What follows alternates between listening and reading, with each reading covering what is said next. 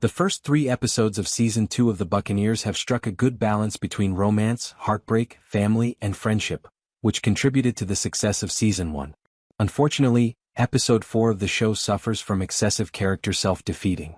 This episode of The Buccaneers begins right after Nan leaves Tintagel and shows us her reunion with Guy and Ginny in Italy, in contrast to the second episode of the season, which featured a significant time jump. Despite her engagement to Hector, Lizzie and Theo get together after Nan leaves.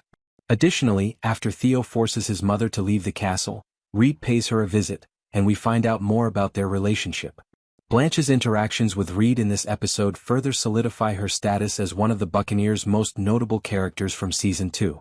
Their discussions not only provide additional insight into Blanche's past, but they also enable the program to delve deeper into a more complex and poignant love story than it has in the past.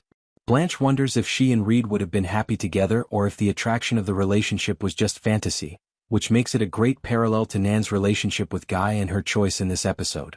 The scenes involving Blanche and Reed also demonstrate how uncommon it is to see romantic relationships between older characters on television. In this episode, Blanche and Reed offer a welcome maturity, especially since the Buccaneers place a lot of emphasis on the younger generation. When I imagine Nan and Guy getting back together, I thought it would be a happy time for both of them. There is a good deal of awkwardness when Nan first appears and observes how well Ginny and Guy have adapted to their life together. Even though the show does lean into the romance and joy of it in some ways, the two even crash a wedding together.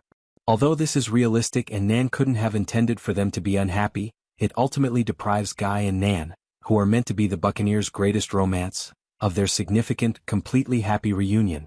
The scenes involving Guy and Nan also occur very close to where James has just located Ginny. The gloom of that plotline naturally permeates Nan and Guy's, and Paloma's depiction of them together brings it even more grounded. The briefness of the reunion doesn't help either, and I'll admit that I'm a little perplexed by Nan's hasty departure. A portion of the problem stems from the show's poor explanation of the bill Nan and Hector are working on and how it will benefit Ginny. Nan's decision is made even more difficult to comprehend by the ambiguity of the details, particularly considering how soon after her arrival in Italy it occurred.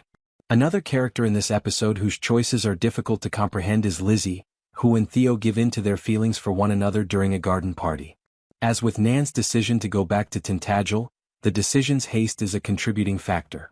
Even though Lizzie and Hector have a strong chemistry and he seems to genuinely care about her, the show hasn't done enough to convince me that they make a good couple thus far.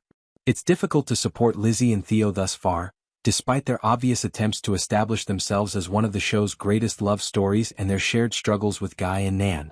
Despite the Buccaneers' tendency to self-destruct in Season 1, it was frequently more entertaining to watch than annoying. Their choices were always made with a winningly youthful flair, in pursuit of happiness, true love, or both, and even when they made poor choices, they were simple to understand.